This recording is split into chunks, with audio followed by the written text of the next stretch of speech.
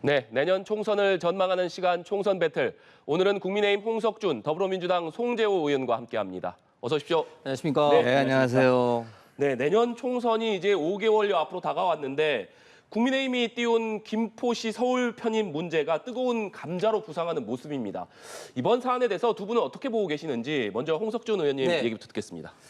예, 저는 서울 행정구역 그 변경은 굉장히 평소에도 좀 필요하다고 생각했습니다. 네. 그 이유는 두 가지인데 첫 번째는 서울 인근의 시군 같은 경우 서울로 출퇴근하는 어떤 경우가 90%가 되는 경우가 굉장히 많이 네. 있습니다. 그래서 경기도와 서울시가 항상 교통이라든 이런 게 협조합니다만은 그러나 협조에 좀 한계가 있어서 주민들, 시민들이 굉장히 좀 그동안 여러 가지로 좀 불편을 좀 많이 느껴왔습니다.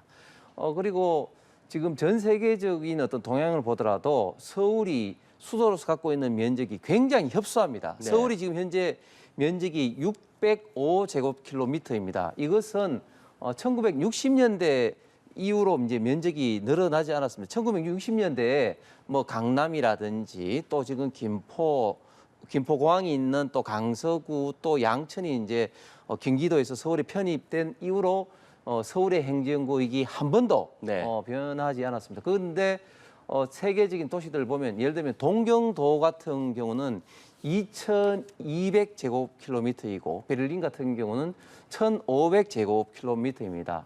심지어 우리나라의 광역시들도 보면은 울산이라든지 인천이 한 1,780제곱킬로미터입니다. 네. 대구 같은 경우는 최근에 군위까지 편입돼 가지고 한 1,400제곱킬로미터입니다. 그래서 서울의 어떤 위상이라든지 그리고 주민 어떤 불편사항 뭐 등등을 해소하기 위해서는 주민들이 해당 지역 주민들이 어차피 투표를 할 거기 때문에 원한다는 전제하에 저는 서울의 행정구역을 심각하게 이번에 이제 확장 개편하는 것을 좀 고민해 봐야 된다. 이것이 서울뿐만 아니라 우리 국가 전체의 경쟁력 측면에서도 저는 굉장히 중요하다고 생각합니다. 네, 송재호 의원님께서는 어떻게 보고 계십니까? 예, 저는 우선 그 김기현 대표 발표 보고 참 좀 뜬금없다, 또 생뚱맞다. 이게 왠고 하면 일단 김포가 속해 있는 경기도나 또 김포를 받아야 하는 서울시나 네. 두 군데서도 이게 무슨 소리지? 또 실제 국정감사 때 오세훈 시장이나 김동연 지사에게 물었거든요. 그러니까 그걸 지금 뭐 의논할 때도 아니고 말할 때가 아니다. 대체로 이런 취지로 이 두 분이 답변을 했던 거고 또 용산 대통령실도 몰랐던 것 같아요. 근데 왜 공당인 정부 여당이 이걸 갑자기 들고 나왔지? 그리고 이 서울시 근방에 관련된 전체 도시계획을 보면 종전에 과천이나 광명이 서울시에 포함해서 생활권역 의미에서 좀 도시계획을 해보자 이런 시도가 있었는데 그게 무산돼서 무의로 됐거든요. 그 후로는 이런 논의가 있어 왔지 않았습니다. 네. 근데 갑자기 왜 김포만 이렇게 서울시에 편입한 게 왔지? 그래서 총선용이다 이거. 이거 득표 전략이다. 이렇게 이제 단언하게 된 거고요. 또 말씀한 대로 생활 권역으로 우리가 생각을 해본다면 물론 교통이나 에너지나 쓰레기나 되는데 그거 하려면 그러면 천안에서 출퇴근도 지금 하고 있고 그럼 충청남도 천안까지도 그러면 서울시에 편입해야 되나? 인근에 있는 보통 시들의 서울시 편입 요구를 어떻게 수용하지? 이런 문제도 남게 되고 도시 경쟁력이라고 하는 거는 사실 일리가 있습니다. 그건 메가시티로 가고 메가폴리탄으로 가는 추세인데 그걸 하려면 사실은 서울시가 아니라 서울, 경기, 인천을 하나로 묶어서 우리가 수도권이라고 하는 거대 서울 구상 속에서 도시 경쟁력을 보는 게 맞다. 쉽게 말씀드려서 김포 시민은 좋을지 모르는데 서울특별시민과 경기도민에게는 이거는 안 좋은 거다. 네. 이렇게 생각합니다. 네, 두 분의 입장이 명확하게 좀 엇갈리고 있는데 국민의힘에서는 지금 이번 주에 특별법을 발의하고 TF 구성도 검토하고 있습니다. 그야말로 속도감 있게 김포시의 서울 편입을 좀 추진하고 있는 상황이라고 볼 수 있을 것 같은데 민주당에서는 명확하게 그렇다면 이 지금 국민의힘에서 드라이브를 걸고 있는 상황에 대해서 지금 찬성인지 반대인지를 명확하게 하지 못하고 있다. 이런 얘기들도 계속 나오거든요. 그 부분은 어떻게 보세요? 그건 뭐 우리가 입장이 없다는 뜻은 아니고요. 일단 아까 말씀드린 대로 이게 뜬금없이 제안이 와서 갑자기 이게 뭐야? 이러니까 이 진위도 좀 파악을 해야 되고 네. 또 실제적으로 그러면 여당 대표가 뭐 아무런 국가 전략 계획 이런 거 없이 발표를 했겠습니까? 그 뒤에 숨은 진짜 서울의 경쟁력, 또 수도권 경쟁력 강화 방안에 대해서도 들어보고 또 전체적으로 서울만 있는 게 아니라 부울경도 있고 우리가 호남도 있고 이러니 전체적인 국토관리 구상 속에서 이 제안이 갖는 의미는 뭘까도 분석해봐서 저희들도 종합적으로 분석하고 네. 전체적으로 발전의 방향에 맞는 대안을 제시하는 거지 그냥 뭐 여당이 제시했으니 반대다 이거는 아닙니다. 네. 국민의힘은 지금 굉장히 앞서 말씀드린 대로 드라이브를 걸고 있는데 지금 수도권 주민들의 민심은 어떻게 듣고 계신지 궁금하고 민주당에서 앞으로 좀 어떻게 나오리라고 예상하시는지도 궁금하네요. 방금 송재호 의원께서 말씀하신 것처럼 지금 민주당 입장이 지금 아주 곤란하게 지금 되었죠. 왜냐하면 이걸 대놓고 반대하자니 좀 서울로 편입을 하기를 원하는 시군 어떤 주민들에게 좀 역풍이 좀 불 것 같고 그래서 민주당 좀 입장을 좀 내기가 상당히 좀 어려울 것 같습니다. 그런데 지금 현재 김포 같은 경우 예를 들면 서울 접경 지역의 김포 지역에 있는 아파트의 가격이 벌써 20% 30% 지금 뛰었다고 합니다. 서울에 대한 어떤 편입의 어떤 열망이 그만큼 이제 높다는 거고 그리고 이게 지금 뜬금없는 이야기가 아니고요. 2014년 15년도에는 과천이라든지 광명이라든지 이런 지역에서 이제 서울 편입 그런 움직임이 있었습니다. 잘 아시는 것처럼 과천이라든지 광명은 전화번호조차도 네. 02를 이제 같이 쓰고 있죠.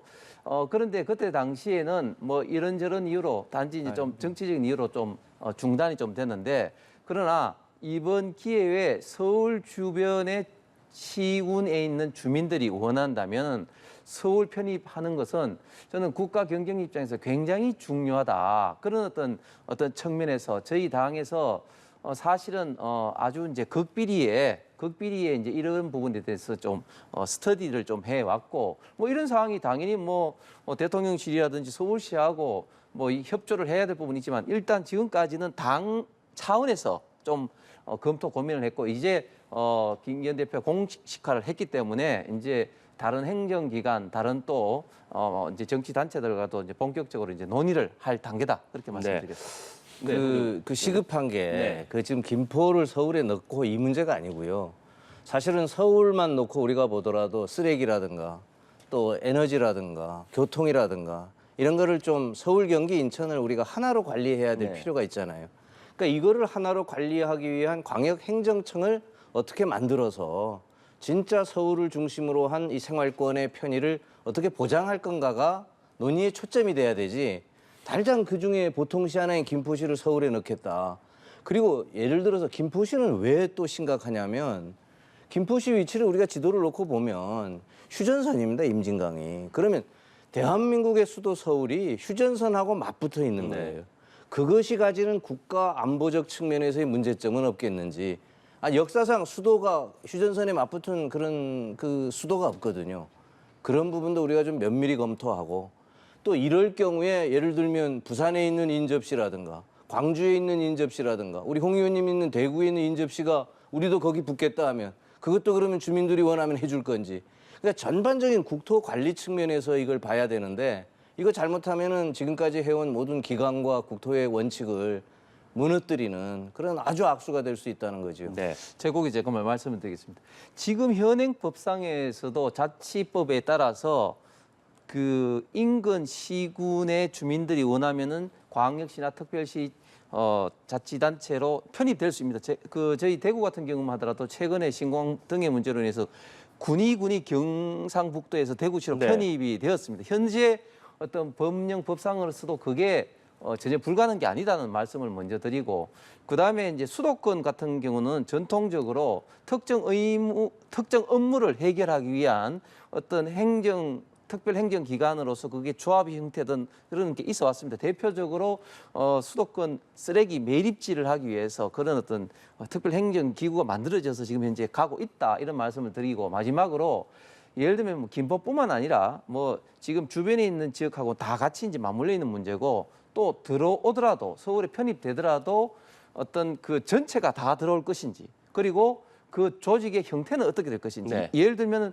김포는 계속해서 그동안에 그 일부는 뭐 계양이라든지 이거는 인천으로 갔다가 또 일부는 또 서울로 오는 그런 역사가 반복됐지 않습니까? 그러니까 일부가 올 수도 있는 거고요. 그다음에 또 조직의 형태도 그 구로 올 수도 있고 기존의 시군으로 그대로 할 수도 있다. 그렇기 때문에 이거는 이제부터 이제 논의해야 될 그런 과정이 있다고 네. 말씀드리겠습니다. 이 부분도 좀 질문을 드려봐야 될 것 같은데 지금 서울이 메가시티 서울이 이루어짐으로 인해서 그렇지 않아도 수도권으로 인해서 집중화 현상이 심각한데 그리고 지방은 소멸을 우려해야 될 정도의 상황인데 이 수도권이 강화되는 것이 메가 서울로 강화되는 것이 과연 맞느냐 이런 우려의 목소리도 있는 것으로 알고 있습니다. 두 분 모두 지역구를 두고 계시기 때문에 네. 그런 우려에 대해서는 어떤 입장이신지도 궁금합니다. 예, 충분히 뭐 그런 점에서 이제 문제 제기를 할 수가 네. 있습니다. 그런데 지금 예를 들면은 이제 성남의 판교에 이제 좀 큰 이제 ICT 클러스터가 형성되지 네. 않습니까?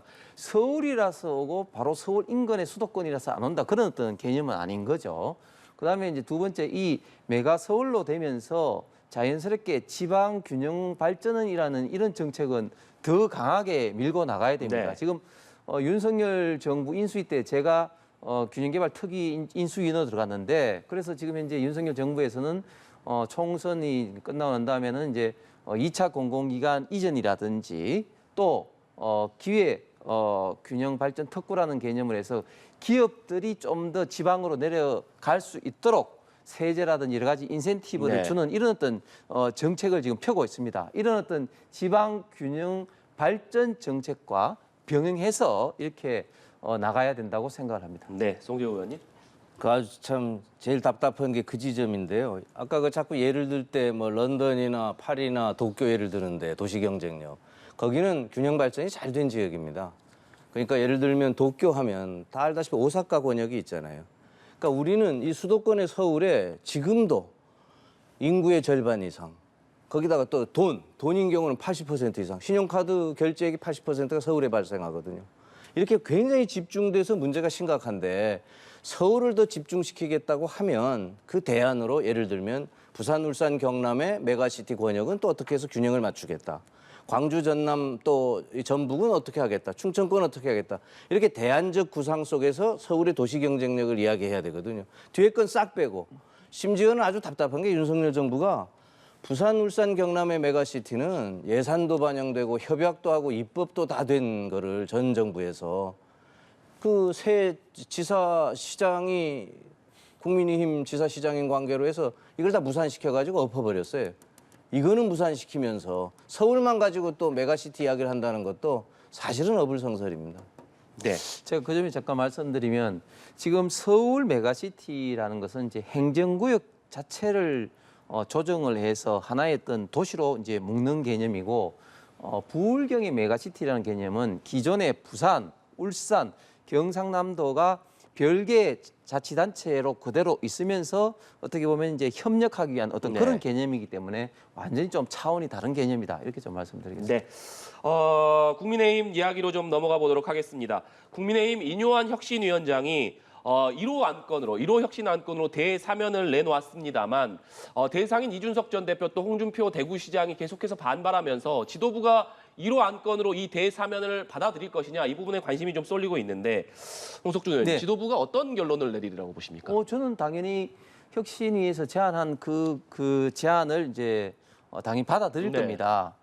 그런데 해당 당사자들은 이게 사면은 대통령이 통치행위인데 뭐 당의 대통령이 있는데 왜 사면하냐 징계 취소를 해라 뭐 이런 식으로 이제 이야기를 하는데 사실은 이제 사면이라는 게 좀 정치적인 영역이기 때문에 법적으로 어떤 당헌 당규상은 이제 징계 취소 제안을 혁신위가 했고 그리고 당에서도 최고위에서도 뭐 별다른 이견 없이 받아들일 거라고 이제 생각을 합니다. 이제 문제는 해당 당사자들인 홍준표 시장과 이준석 대표가 그렇게 해도 별로 뭐 그렇게 그렇게 기분 좋은 어떤 그런 반응을 안 하고 있기 때문에 좀 이제 문제인데 어쨌든 그런 어떤 당사자들의 어떤 반응과는 관계없이 이 징계 처분이라는 건 결국은 이제 당에서 내린 것이기 네. 때문에 당이 이제 대통합 차원에서 징계 처분을 이제 취소를 하고 새로운 어떤 통합의 어떤 그런 모드로 가는 것을 이제 혁신이 제안을 했고 당에서는 당연히 그렇게 추진할 거다 그렇게 말씀드리겠습니다. 민주당에서도 인요한 혁신위 행보를 좀 유심히 보셨을 것 같은데 1호 혁신안 어떻게 좀 보셨습니까? 그러니까 잘못이 있으니 징계했고 사면이라는 게 그 징계를 소위 말해서 면책하겠다 이렇게 들리는데 당사자인 홍준표 지사나 이준석 전 대표는 아니 잘못이 없는데 징계를 했다. 그러니까 하려면 징계 취소를 해야지 무슨 면책이냐 이렇게 말하는 거 아니에요. 그러니까 사면 자체가 저는 무의미해졌다고 보고 그러면 그냥 뭐 안 하면 될 텐데 또 왜 조건부라는 걸 달아서 원래 면책이라는 게 모든 면책이 조건부입니다. 조건이 없는 면책이 없잖아요. 그래서 이거는 좀 인기영합적 이것도 너무 그렇게 생각이 되고 징계 취소나 면책이나 사면을 하려면 사실은 전 당원을 대상으로 해야 됩니다. 종전에 이러이러한 당원들이 징계를 받은 경우에 이런 기준에 의해서 일괄적으로 우리가 없는 걸로 하겠습니다. 이래야 되는데 꼭 왜 홍준표하고 이준석만 겨냥해서 말을 하는지 그것도 참 여러 가지로 의심이 드는 지점이지요. 네. 이뇨한 혁신위원장 취임 일성으로 통합으로 외쳤고 지금까지의 행보를 보면 박정희 전 대통령 추도식에 참석을 했고 또 지난주에는 이명박 전 대통령 사저에 찾아가서 이명박 전 대통령을 만났다라고 합니다. 또 1호 안건으로는 대사면 안건을 내놨고 이번에는 또 유승민 전 의원을 만난 것으로 전해지고 있습니다. 유 전 의원을 젠틀맨, 존경 가는 사람이라고 치켜 세우면서 유 전 의원이 당과 함께할 것이라는 긍정적인 신호를 받았다 이렇게 얘기를 하기도 했는데 이뇨한 혁신위원장이 유승민 전 의원을 만난 것 이건 어떤 의미가 있다라고 봐야겠습니까? 예, 그 1호 안건으로 뭐 당내 대통합 뭐 이런 어떤 제안을 이뇨한 위원장이 했기 때문에 자연스럽게 이제 많은 분들 당의 큰 어른들이라든지 특히 소위 말해서 뭐 비윤계로 불리는 유승민 의원을 만난 것은 당연한 어떤 그런 어떤 흐름상의 수순이라고 봅니다.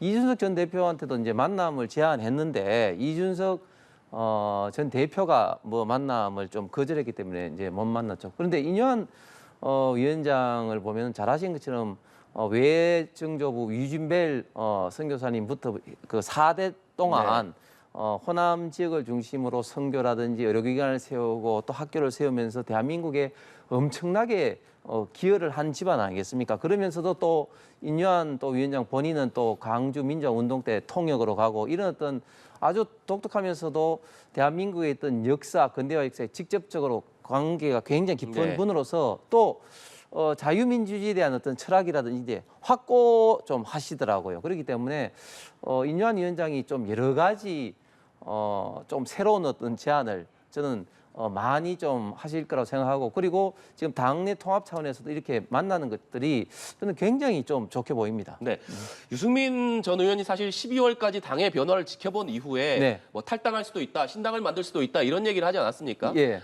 그런데 이뇨한 혁신위원장하고 만났고 또 이 위원장이 당과 함께할 것이라는 좀 느낌을 받았다 이런 얘기를 했기 때문에 유승민 전 의원의 선택에 좀 변화가 있을 것이다 이렇게 예상해봐도 되겠습니까? 예, 물론 뭐 그 선택의 변화의 계기는 분명히 될 겁니다. 그런데 저는 정치인의 말을 믿어서는 안 되고 정치인의 발을 보라고 항상 저는 이야기합니다. 사실 당을 만드는 것은 굉장히 쉽지 않습니다. 많은 자금과 사람이 필요한데 특히 우파 보수 계열에서는 바른당, 바른미래당을 통해서 신당 실패했던 그런 어떤 부정적인 학습 효과가 확실히 박혀 있거든요. 그렇기 때문에 제가 생각할 때는 유승민 의원도 그렇게 쉽게 신당을 만들 그런 어떤 분위기는 아닌데 그러나 사람이 이제 코너에 몰리면 또 이제 상황이 다른데 어쨌든 이뇨한 위원장이 그런 어떤 유승민 의원에게 이런 손길을 내밀었던 자체는 하나의 어떤 통합의 큰 어떤 명분을 제공했다 이렇게 생각이 좀 듭니다. 네, 송 의원님께서는 어떻게 보십니까? 두 분이 뭐 책임은 없는 분이잖아요. 두 분 다 만나서 자유롭게 이야기를 했을 테고 잘해보자 하는데 저는 뭐 공감은 했으리라고 생각합니다. 다만 두 분의 명분이 이제 다르잖아요. 이뇨한 혁신위원장 쪽에서는 이렇게 잘 우리가 통합하려고 노력했는데 결국 유승민이는 갔다 하는 소위 명분을 쌓을 수 있고 우리 유승민 대표도 전 대표도 예를 들어 나도 잘하려고 했는데 결국 내 제안을 못 받아들였으니 갈 수밖에 없다고 해서 저는 서로 다른 명분을 쌓은 하나라고 보고요. 이게 기본적으로는 어렵다고 생각하는 게 유승민 전 의원의 경우는 계속 이야기하는 게 민생 경제를 좀 잘 살폈으면 좋겠다. 홍범도 흉상철과 같은 이념에 매몰되지 않았으면 좋겠다. 인사 제대로 했으면 좋겠다. 이걸 늘 제안했던 분인데 이 세 가지를 지금 현재 용산이 받아들이기가 쉽지 않고 더더욱 그 맥락 속에 보면 좀 국민의힘이 용산 출상소처럼 하지 말고 독립적으로 여당의 목소리를 냈으면 좋겠다는 게 늘 전제인데 저는 이게 과연 혁신위원회가 받아들일 수 있겠냐. 비상대책위원회도 아니고. 그래서 결국은 결별의 수순으로 가기 위한 명분 쌓기로 보인다. 저는 이렇게 보입니다. 네. 윤여한 혁신위원장이 1호 안건에 이어서 2호 혁신안으로 국회의원 동일 지역 3선 초과 연임 금지, 또 불체포 면책 특권 제한, 국회의원 수 감축 등이 논의되고 있다라고 밝혔습니다. 사실 이런 안건들은 혁신위가 그동안 만들어질 때마다 좀 나오는 안건들이었는데 2호 안건으로 이 부분이 검토되고 있다는 점 의원님께서는 어떻게 생각하십니까? 예, 이 내용 중에 사실은 국회의원 수 감축이라든지 또 불체포 이런 거는 저희 당에서 지금 물론 이제 정개특위에서 이제 협상을 하고 있는 과정입니다만은 네. 계속해서 주장을 하고 있는 사항입니다. 특히 이제 불체포 특권은 저희 그 현역 의원들 100%그 서명을 받은 사항이기도 합니다. 동일 지역 3선 초과 금지 이거는 사실은 새로운 좀 사항이고 민주당에서도 뭐 이야기된 사항이 입니다만은 어쨌든 이런 어떤 사항에 대해서는 뭐 혁신위원회에서 뭐 그 저는 충분히 좀 제한할 사항이다 그렇게 좀 생각하고 이거 말고도 정책적으로나 여러 가지 그 혁신위원회에서 저는 제한을 뭐 할 수 있을 거라고 봅니다. 네. 송재 의원님? 이 뭐 불체포 면책 특권이나 국회의원 수는 그냥 약방에 감추고요. 지금 민유한 위원장의 핵심이 이 3선까지만 동일 지역구에서 해라 이 이야기 아닙니까? 이건 다른 지역에 나와도 좋다가 아니라 사실은 정확하게 이야기하면 나오지 말라고 비슷한 건데 이게 아주 초법적이고 위헌적인 요소까지 있는 발상인데 왜 이런 말을 던졌을까? 저는 이게 뭐 낙동강 하류 발언 또 김기현 대표나 주호영 전 원내대표의 또 험지 출마론 이거 연장선상에 있잖아요. 그리고 꼭 이런 이야기를 하고 나면 뭐 오보다 농담도 못하냐 해서 또 한 발 비껴섰고 그러면서 그 속엔 사실은 오보도 아니고 농담도 아니다라는 뼈 있는 줄기가 있는 것 같아요. 이 부분을 소위 영남권 세력, 중추적인 국민의힘의 영남권 세력의 해체 신호를 자꾸 보내는 건데 이것이 과연 뭐 의심스러운 게 이게 용산하고 관계없이 되는 건지 또 김기현 대표의 생각과는 관계없이 그러면 혁신위원회의 단순한 생각인지 혁신위원회가 이런 게까지 당의 주요 중진들과 의논 없이 던질 수는 있는 건지 이런 거는 참 제가 의아스럽게 보고 있습니다. 네. 민주당 얘기로 좀 넘어가 보도록 하겠습니다. 민주당은 오늘 총선기획단 1차 인선을 발표를 하고 본격적인 총선 준비에 돌입하는 모습입니다. 특히나 단장에 누가 앉을 것이냐 관심이 높았는데 친명계로 분류되는 조정식 사무총장이 임명이 됐습니다. 그러고 나니까 비명계에서 지금 상당히 반발하는 분위기인데 조정식 사무총장이 총선기획단장을 맡은 점, 또 총선기획단 면면 오늘 단원들이 발표가 됐는데 이 면면들이 너무 친명계 아니냐 이런 반발이 나오면서 비명계가 얘기하는 이른바 자객공천이라든지 공천 학살이 현실화되는 것 아니냐 이렇게 얘기를 하면서 반발을 하고 있거든요. 송대 의원님 어떻게 보십니까?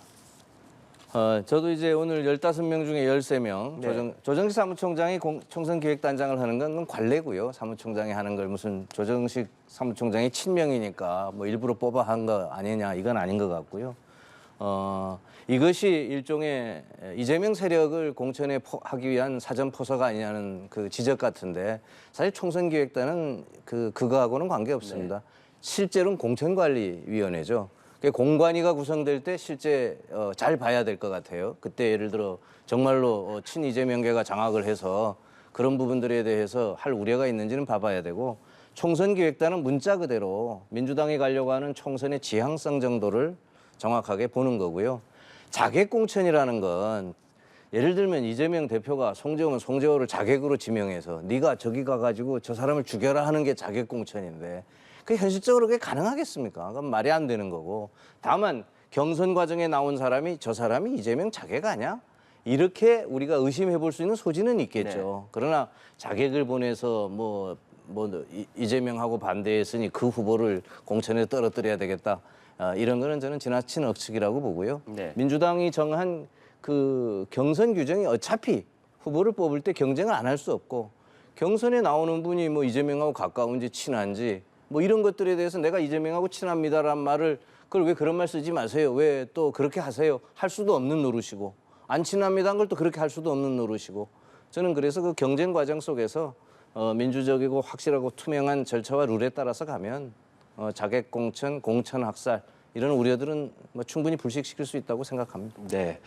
뭐 민주당 얘기긴 합니다만 네, 홍석준 의원님 어떻게 보십니까? 예, 지금 이재명 대표 중심으로 친명계가 비명계 학살이 이제 본격화됐다고 볼 수가 있는 거죠. 왜냐하면 이재명 대표 이제 체포 동의안이 가결되고 난 다음에 이제 이제 영장 심사에서 이제 기각이 됐지 않습니까? 그 직후에 박강원 원내대표라든지 지금 그 조중기 사무총장이라든지 이런 분들이 다 그 사의를 했는데 박강원 원내대표만 딱 받고 이제 조중기 사무총장은 그대로 있도록 이제 하면서 특히 최고위원도 이제 송갑석 의원에서 이제 친명계 전 대덕구청장으로 이제 바꾸면서 완전히 이제 지도부를 다 이제 친명계 일색으로 만들었죠. 거기다가 이제 총선 기획단도 이제 이런 식으로 만들면서 이 총선 기획단이 결국 이제 총선의 기본적인 방향이라든지 또 그 공간이 구성이라든지 실무 어떤 밑작업을 하는 기관 조직인데 이제 여기서부터 이제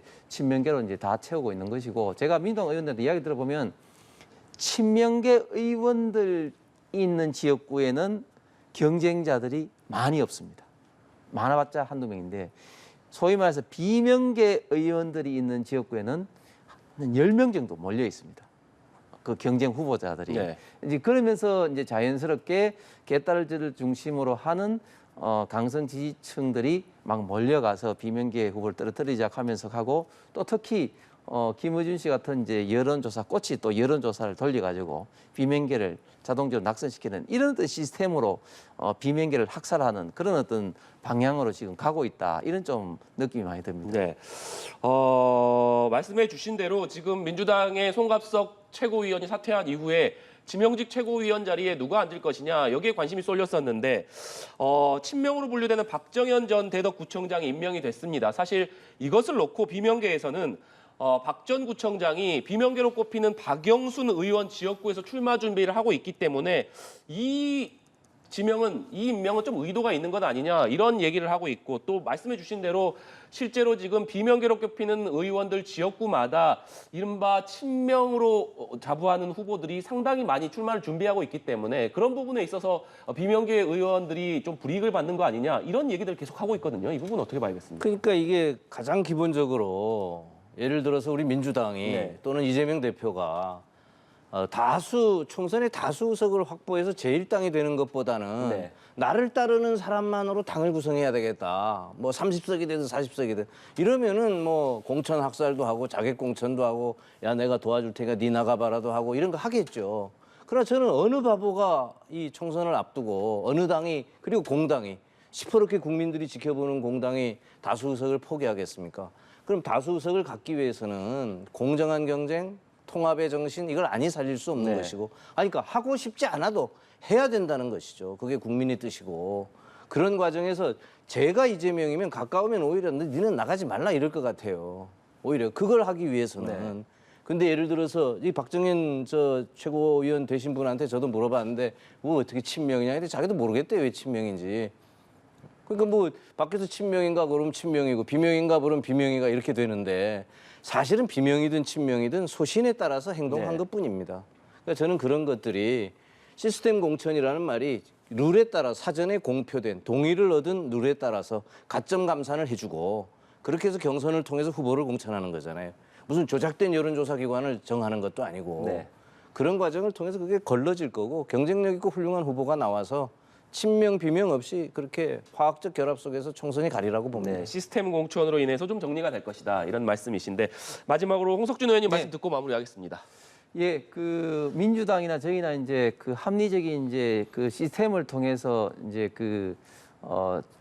자유민주주의 이제 체제에서 가장 어떻게 보면 꽂힌 총선에서 이제 사람이 이제 뽑히면 좋은데 저는 민주당 보면서 좀 걱정스러운 게 결국은 당내 이런 어떤 그 비명을 중심으로 해서 이런 어떤 자유로운 의사 표현을 해서 체포 동의안 어떤 그 찬성한 이런 사람들을 당내에서 이런 식으로 학살하려고 하는 것들이 결코 민주당은 물론이고 우리 대한민국 전체적인 민주주의에 있어서도 저는 결코 바람직하지 않다. 그런데 제가 볼 때는 31명 지금 가결파 중에서 전부는 아닐지라도 상당 부분은 지금 공천에서 배제될 가능성 저는 많게 보입니다. 네, 총선 배틀 여기서 마무리하도록 하겠습니다. 지금까지 국민의힘 홍석준, 더불어민주당 송재호 의원과 함께했습니다. 오늘 말씀 고맙습니다.